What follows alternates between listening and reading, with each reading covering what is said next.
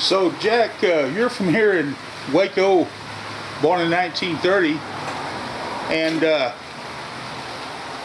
you joined Dr. Tate's medicine show when you were 14. Could you tell us a little bit about that? What was that like? How did you?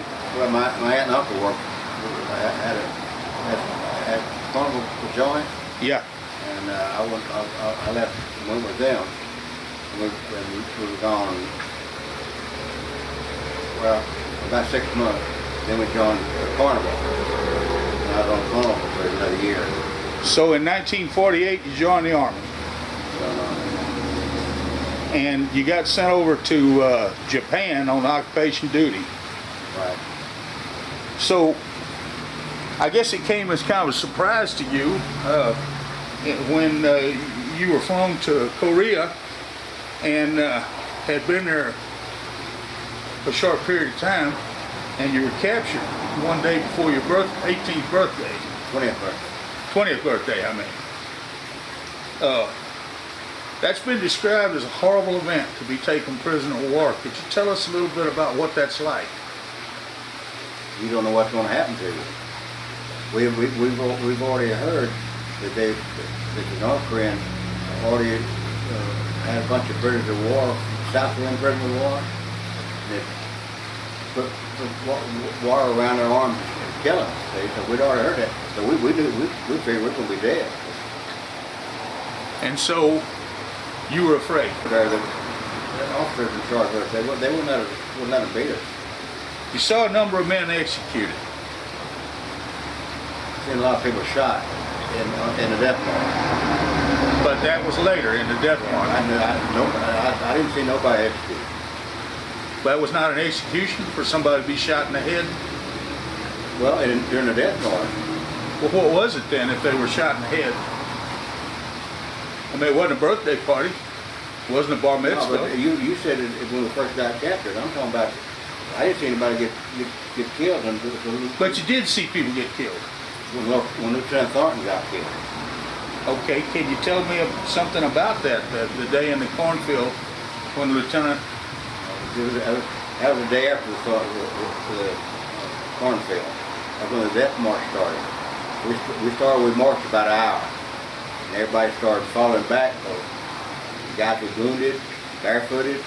We've been starved for 5 or 6 months, 4 or 5 months there. And they started straggling back. And the tiger got mad. We won't know who was in charge of this section. The lieutenant said I was. And he pulled him outside there and shot him. And you saw it happen? Yeah. And you don't consider that an execution? Oh, yeah, the execution, yeah. Okay, that's what I'm talking about. But that was the only one. The rest of them, the guards shot. When they fall back, on the death march, when we fall back, couldn't march anymore. We didn't see them because they were far back behind. So it was march or die. Right. You hear them get shot. Now there were a number of wounded men. They didn't receive any medical care. No. What happened to them? Most of them died. Some guys cured.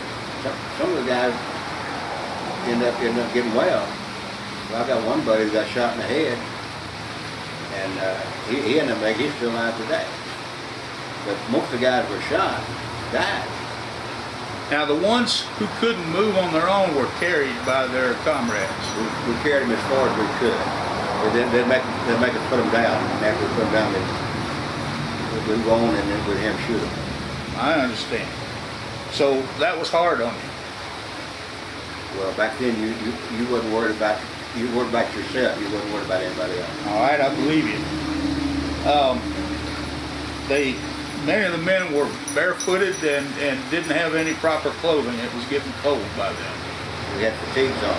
We captured July. And by then snow on the ground.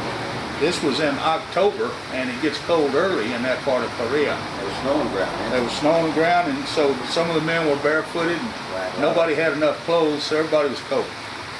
What happened? See, the North Korean have cloth shoes. And when they capture the Americans, they take the shoes away from them. You can give them their cloth shoes. So a lot of guys had cloth shoes, but a lot of the cloth shoes were too small, wouldn't fit on their feet. Now then, the person that was in charge, no one ever really knew his right name. He was just called the Tiger. And he was from the security branch of North Korean Army. Of course, we know he was about a major, something like that, major colonel.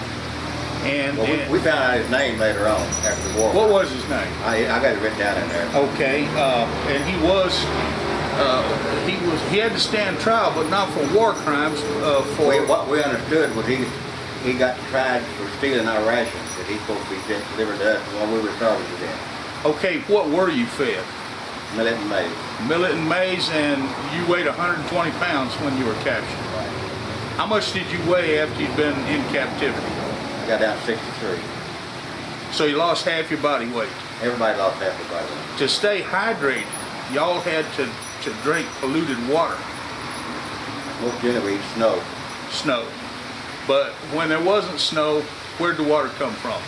Well, a lot of time before the death march, we marched a long way, see, from Pyongyang, got on the train, we marched a while, for the train tracks to be out.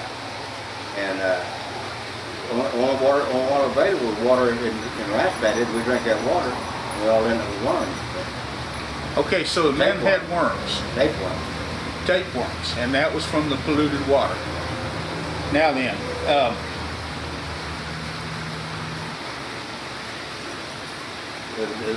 about that, they say we walk 100 miles, lost about 100 men, but about half, some of them just died.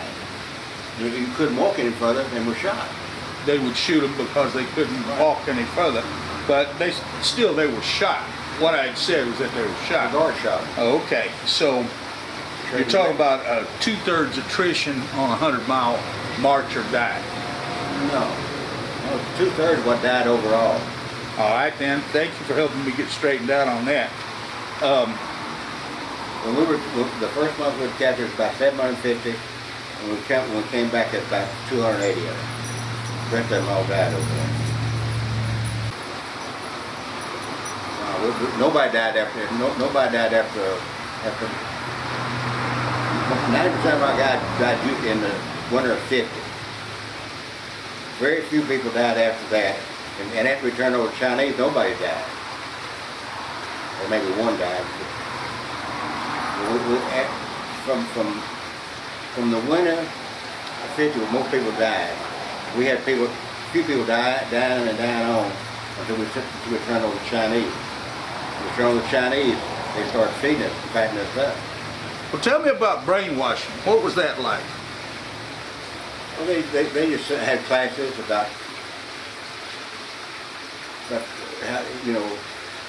how bad it was in the United States, how good it was in China, you know.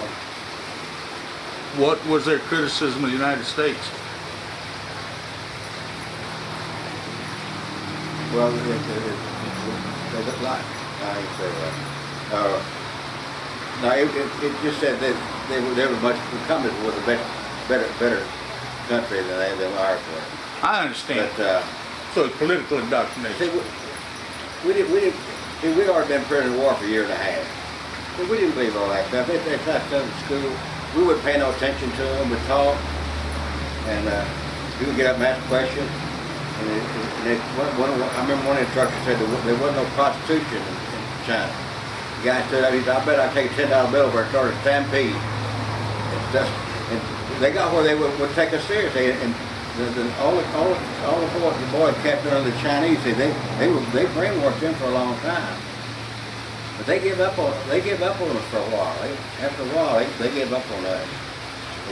We just wasn't believing the stuff they were telling us. When you came back to the United States, you came back on a ship. Right. Was it a Navy ship? No, they had I guess the FBI or CIA or somebody interrogated us. What kind of things did they ask you? Oh, they want to know mainly who died and about the beating and about the starvation and all that stuff, you know. And, Did they get into the shootings? You know how Well, Lieutenant Thornton, for instance, was executed because his men sat down to rest or couldn't make it any further. well, by the time they got to, they heard these stories 100 times, everybody on the ship. And they probably wouldn't ask you that question because they'd already heard it 100 times. I understand, but that was the type of information they were looking for. They won't know how we were treated, how they treated us. But when you got 700 people, 750 people, and 500 died, right there, that tells you how you were treated. Was there a reason why the POWs didn't talk about their experiences for 10 long years after they were repatriated to the United States? They told us not to. Why was that? I guess that they didn't want somebody to find out how we were treated. Do you have any advice for America's youth and America's fighting men today as far as going under the command of a foreign outfit like the UN? Because the Korean War was actually under the command of the UN. United Nations, yeah. Do you have any opinions about that? Or When you join the army, you do what you're told. so, soldiering is soldiering. It doesn't make any difference who's in charge. You do what you're at the bottom end of the road. You do what the other people on top tell you to do. What happens if you don't? Well, you just do. You saw that firsthand, didn't you? Now, when you came home, you weren't given medical treatment right away. You were sent to the house, and then Well, it was up to you to go to the VA. No. I came home I guess it was laying right there, and then they sent me to the hospital in San Antonio. Okay. Was it Army hospital or VA? Well, I guess the Army hospital there in San Antonio.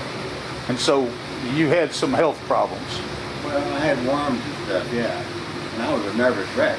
Were you? I wouldn't talk to nobody. So, we hadn't talked to a woman in 3 years, man. I understand. And I fell out of form there when I left. When they discharged me out of the hospital, or when they released me in the hospital, and I came home, and about 2 months later I was going to re-enlist, but I wasn't no job I could do. I was going to re-enlist, and about a couple of months later I got a big check for being told disability.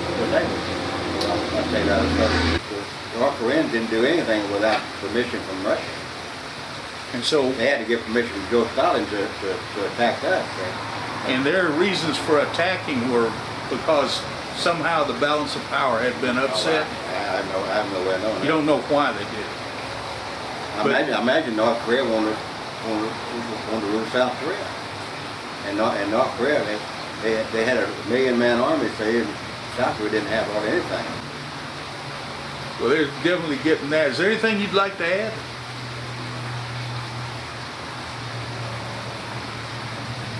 Well, I want to thank you for your cooperation. It's POW's hell. I know that's right. And I like the reason that POWs don't talk about it, what went on, because nobody would believe what we went through, and they will, because we ain't gonna tell them. We'll tell them the highlights. And you got your reasons for that. That's right. Well, I want to thank you for your candor.